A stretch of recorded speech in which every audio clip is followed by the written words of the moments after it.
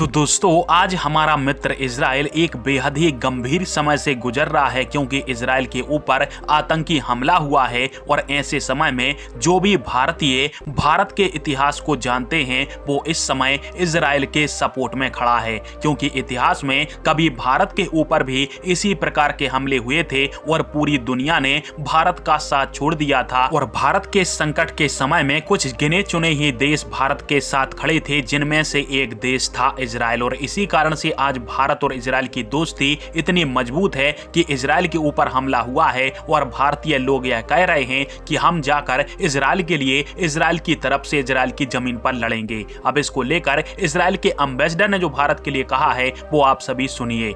It's amazing. I mean, I could have another IDF with the volunteers. Everyone is telling me, I want to volunteer and I want to go and fight for Israel.